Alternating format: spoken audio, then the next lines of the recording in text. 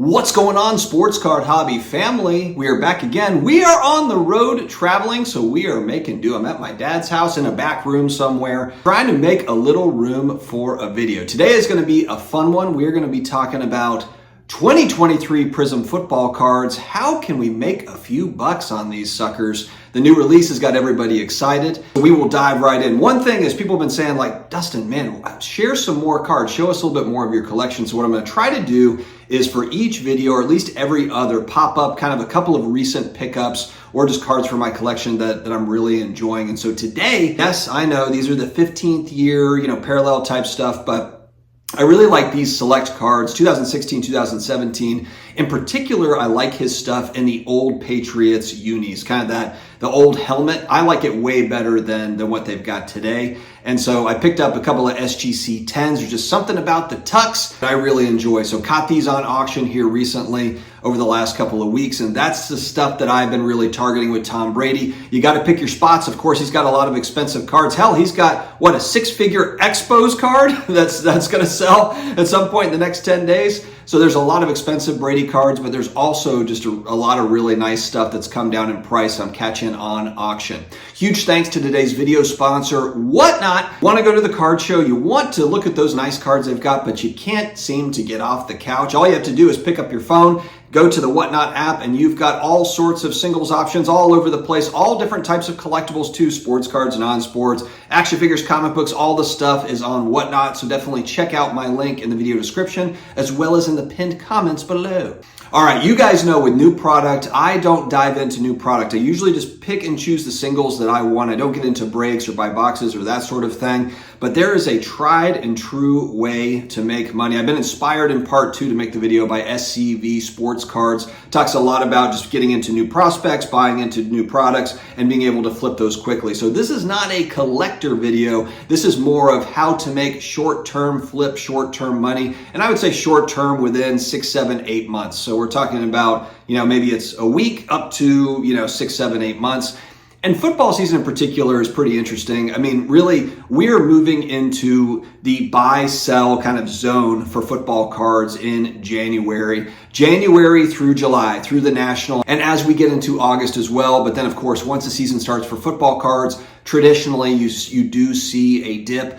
The only really exception to this rule over the last few years has been Patrick Mahomes II. Really, part of what helped his prices is as a rookie, he sat on the bench. The card market had not popped off yet. He sat behind Alex Smith. He then came in and has been the most dominant player in football for the last 5 years. He has been that prospect that has worked out all the way, and it's been unbelievable. But he is like, 1 in a million, 1 in a generation probably. But now here's kind of part of the problem is now every new rookie card or every new rookie that kind of looks like Patrick Mahomes, that plays like him a little bit, that's the next Patrick Mahomes. I keep hearing like, oh, this is a blend between Josh Allen and Patrick Mahomes. Like, guys, there's only one Patrick Mahomes.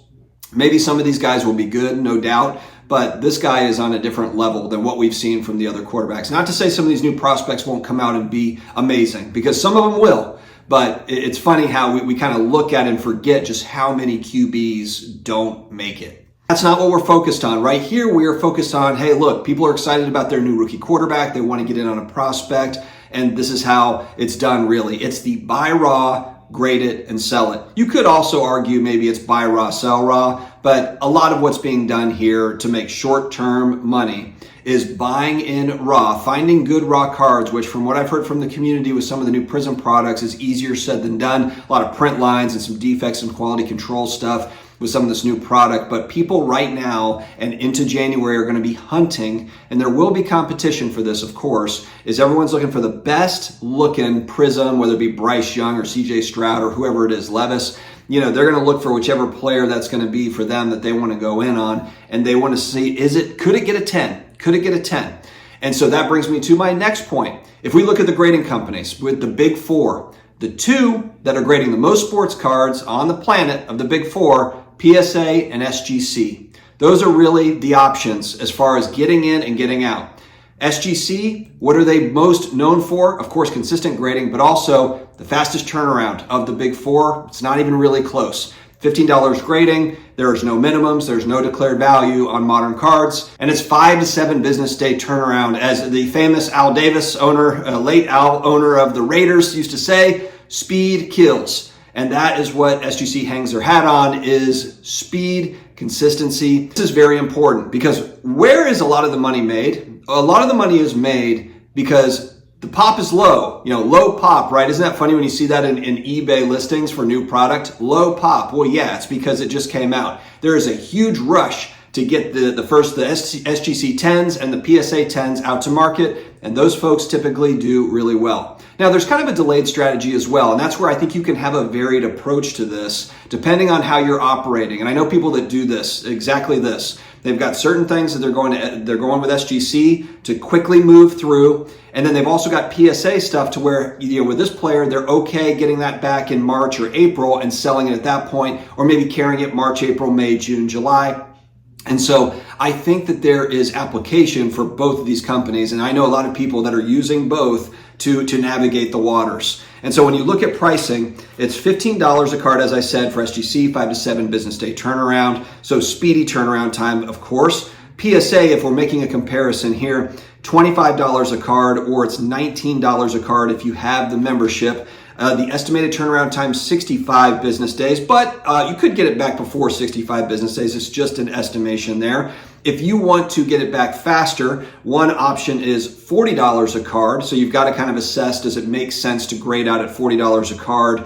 $499 declared value maximum on this as well. So keep that in mind for the $25 or $40 a card options. But at that $40 a card option, you're down to 20 business days. So it is faster. It's not SGC fast necessarily. It's $40 compared to that 15. But if you're a PSA person, that might be the best option for you, depending on the card too. It just depends a lot on the card. The other option to get it back fast. So maybe you've got a certain card that you just want to, hey, I want to turn it around. I want a PSA holder. $75 a card. So significant price difference here. $14.99 or less declared value. So you've got that bump in declared value from $4.99 to $14.99, 10 business days. So that's where you've got comparable turnaround time to what an SGC would. $15 a card versus $75 a card. And so making a decision on getting it back faster, and then also resale might be higher. I want to do a second video too, just kind of comparing what did the PSA 10 versus the SGC 10 Bryce Young's on the resale market. I'm using Bryce Young as an example. And this video will probably come in a few months' time just to kind of get some data out there on it. I just want to see how this pans out.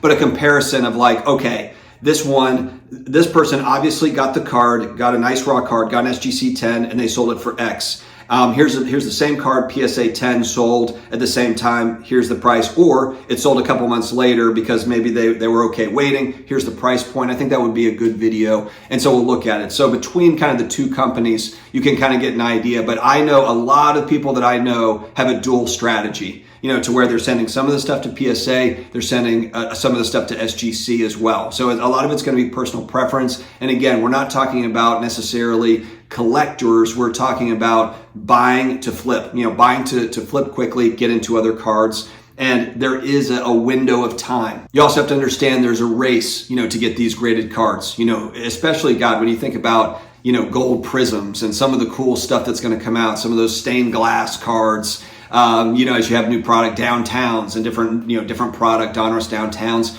there is a big rush for those first graded cards, and especially for those players people are excited about. And a lot of times it's young quarterbacks. So, but anyway, I think this is going to be an interesting kind of case study. I want to see how this goes with 2023 Prizm.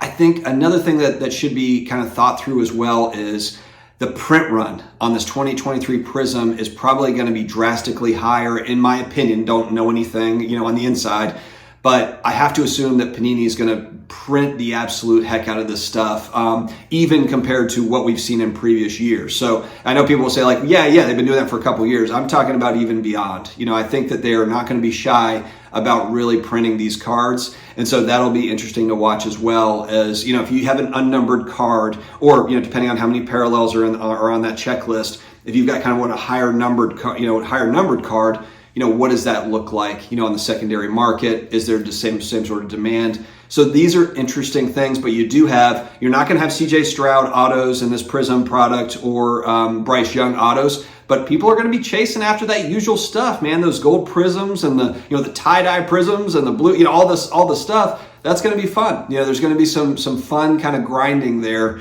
We'll have to see how it goes. All right, friends, that's all I've got today. Stay healthy, stay awesome, and I will talk to you again later.